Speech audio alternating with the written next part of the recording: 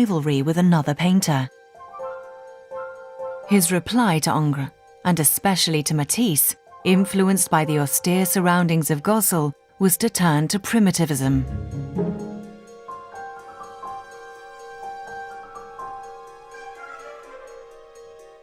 Go back to the very roots of art. Learn to be clumsy again and get down to basics. His faces would soon become masks.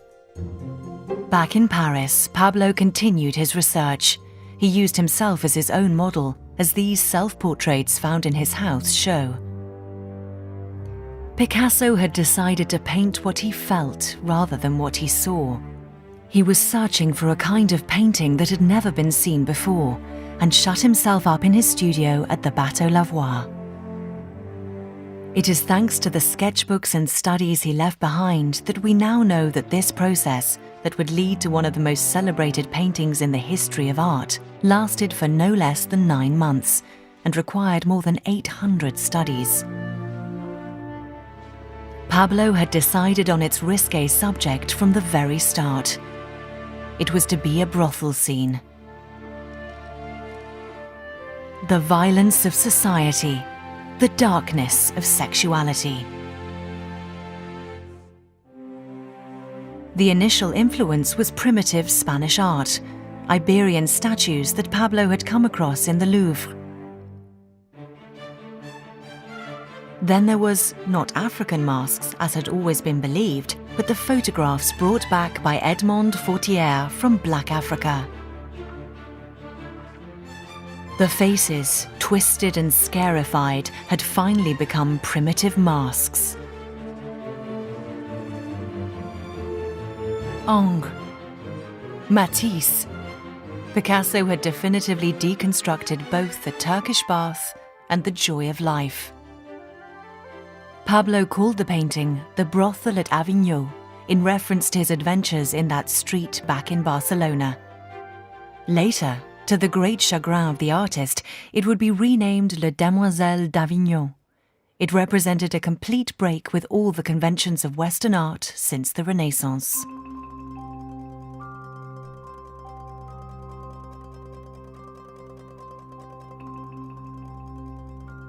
Nobody seemed to understand his Avignon bordello, so Picasso carried on researching those forms that would eventually lead him to Cubism. It was an adventure that started with photography. He had discovered photography when he first came to Paris. He quickly started playing with tricks of perspective, as in this image, the first one we have by Picasso, the photographer.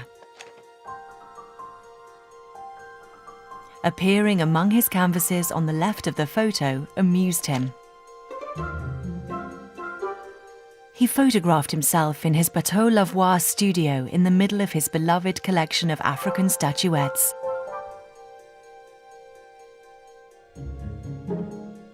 There, one evening, high on hashish and in a state of despair, he cried out that he might as well kill himself, now that photography existed. What was the point of painting if reality can be captured by a lens? In order to surpass photography, he needed to drag painting beyond what was real. When he went to Horta de Ebro with Fernand in the summer of 1909, Pablo captured the landscapes. On the canvas, the reservoir he had photographed became deformed, and the houses above it elongated. "That's where it all started. That's where I realized how far I could go," he would later say.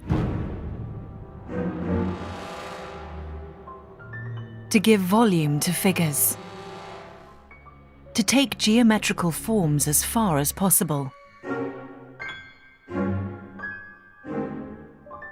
To deconstruct forms and take them beyond reality. Pablo also tried his hand at Cubist sculpture, breaking up, as he called it, the head of Fernand into a multitude of planes. He had travelled a long way from the sensuality of Gossol and the Bateau Lavoir. But by 1911, Pablo, the eternal ladies' man, had no time for Fernande anymore. He had fallen for the frail and elegant Eva Guel.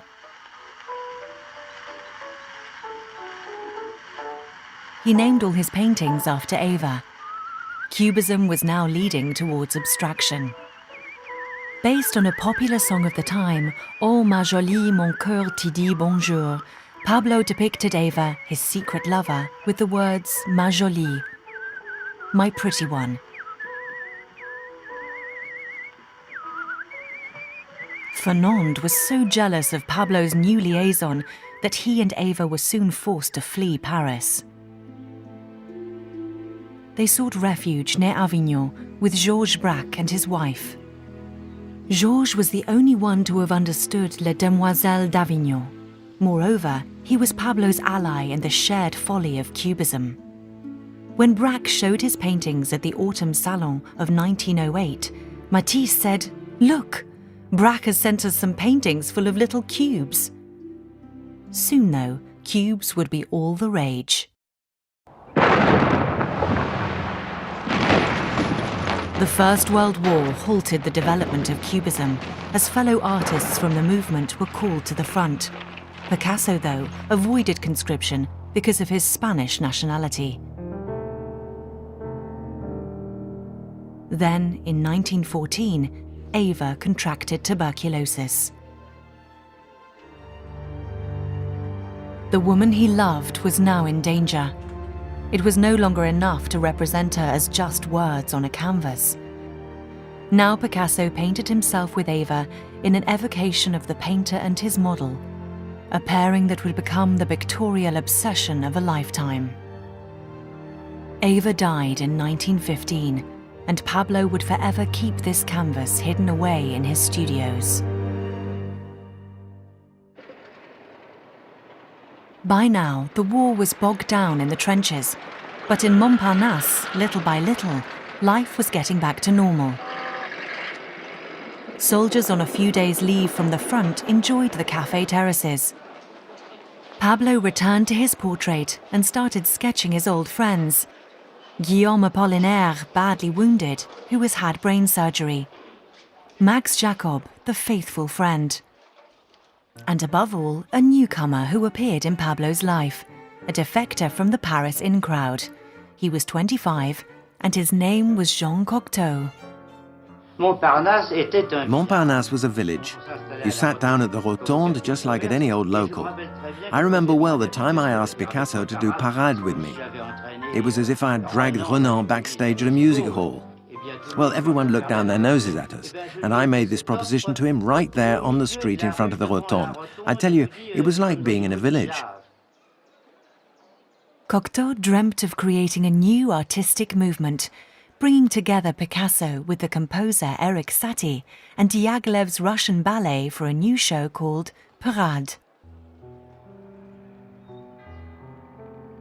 Picasso threw himself passionately into this new world of the theatre.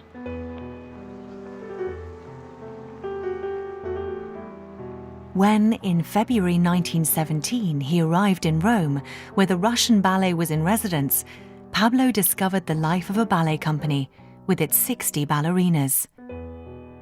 Diaghilev may have had 60 stars, but it was just one of them who dazzled Picasso. She was one of the youngest in the troupe. The purity of her beauty entranced him. Her name was Olga Koklova. He followed her on her tour of Italy until the troupe returned to Paris for the opening of Parade. As the audience took their seats in Paris's Châtelet Theatre that May evening in 1917, the first thing they saw was the huge stage curtain, painted by Picasso. Its air of classical romanticism stood in sharp contrast to the resolutely Cubist scenery. In a fantasy inspired by the circus and conceived by Picasso, these monolithic figures in their Cubist costumes were the managers. Guillaume Apollinaire was there to applaud his friends. He coined a new word for Picasso and for Parade: surrealism, a new spirit. But the audience reacted angrily. We heard one chap say to another, "If I'd known it was this stupid, I'd have brought the children." In those days, women still wore hat pins and they wanted to stick them in our eyes, me and Picasso and Satie. But they were impressed with Apollinaire and his heroic bandages. He was a real hero. He saved us. Guillaume Apollinaire and Pablo Picasso were inseparable. Perhaps inevitably, each would be a witness at the other's wedding. Guillaume got married that spring. Then in July 1918, Picasso married the beautiful Olga Koklova. Picasso's witnesses were the poets who had shared his life since he first came to Paris: Max Jacob, Jean Cocteau, and Guillaume Apollinaire. Guillaume's gift to Pablo was a poem. "Dear Pablo, the war goes on. Our marriages are children of the war and will live long. Our God now wants to help us, his children wise, courageous. So may he bless our weddings, our poems and our paintings. And one day, like the stars above, along with these dear ones we love, dear Pablo, may he let us be singing for all eternity."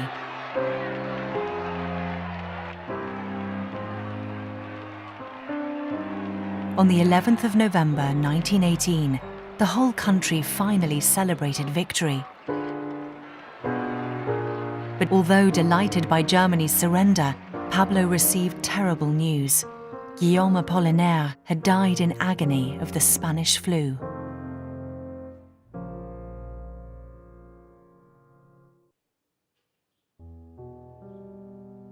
Olga and Pablo Picasso started life as newlyweds in a newfound prosperity. Gallery owner Paul Rosenberg had, every year, started buying Picasso's canvases for hundreds of thousands of francs, which he sold in France, but especially in America. It was Rosenberg who found, right next door to his gallery, the smart apartment that was perfect for Picasso's new life. The glamorous life of a now famous artist.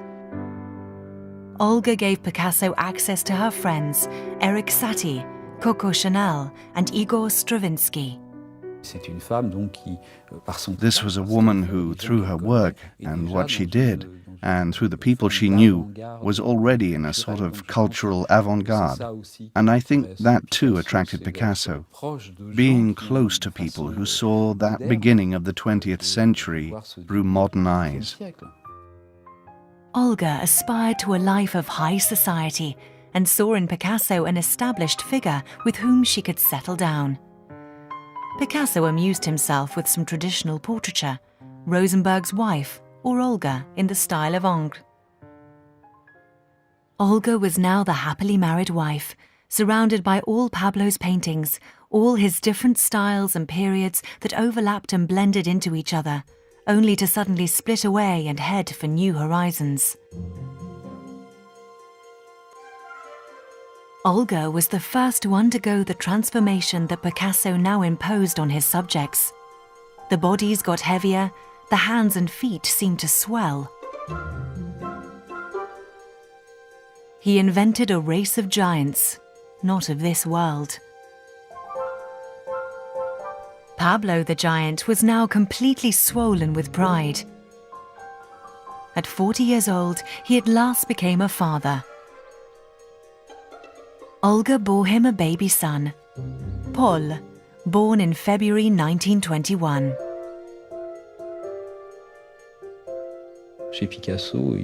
Picasso said it himself.